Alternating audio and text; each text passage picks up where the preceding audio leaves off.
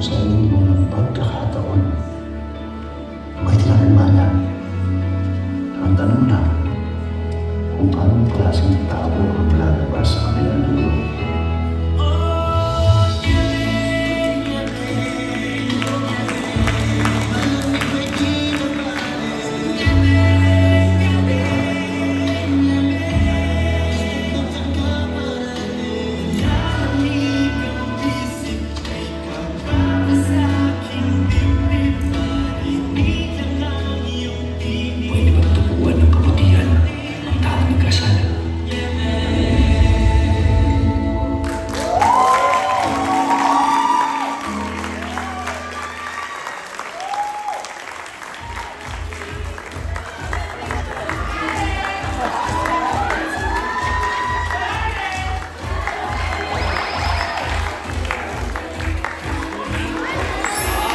I'd like to end this video conference on a hopeful and meaningful note.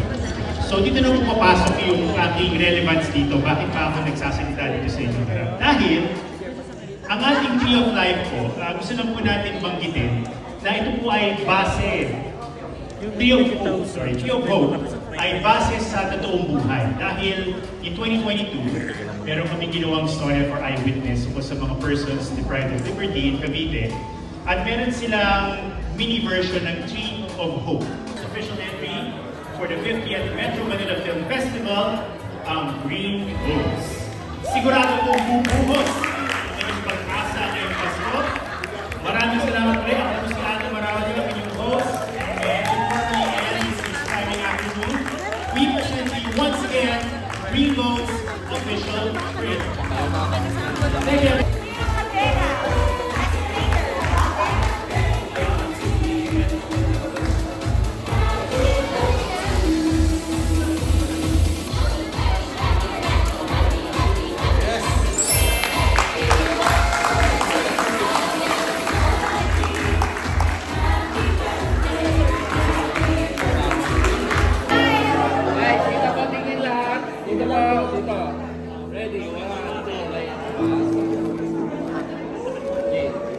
Okay, one year.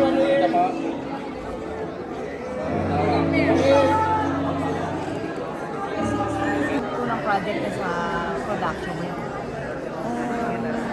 May iba pa. Baka ibang project po yata yun, pero baka next year pa. So, mahirap bang maging producer? Paano mo hiniwala yung sarili mo as artista at Producer. Well, medyo mahirap sa umpisa dahil nagsisimula pa lang kami, marami kami kailangan.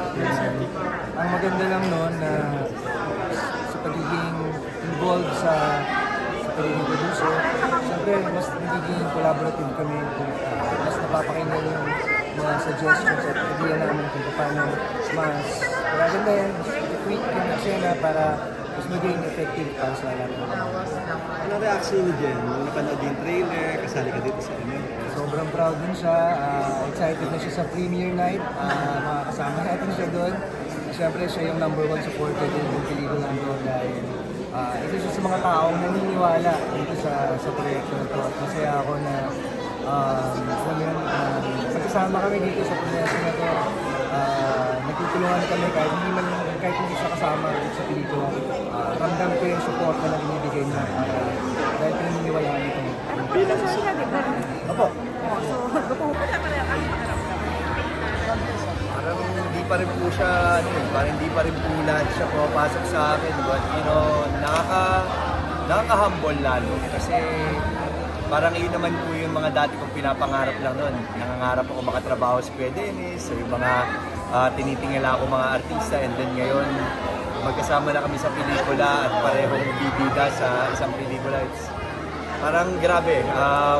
Masabi ko na sulit lahat ng mga hirap, pagod, lahat ng mga sacrifices, lahat ng mga pinagdaanan ko sa buhay. Parang sobrang sulit kasi alam ko yung hirap na pinagdaanan ko, kaya hindi ko i-take for granted lahat ng mga nangyayari sa akin. Sabi nga nila, dito sa bakuran ng GMA, parang ikaw na talaga may important naman talaga. Hindi man, like sabihin nga, kaya nga may lolong part 2 eh. Dahil ikaw lang daw ang nakatalo kaya Coco Martin in terms of rating. For me po kasi, ever since nagsisimula pa lang ako,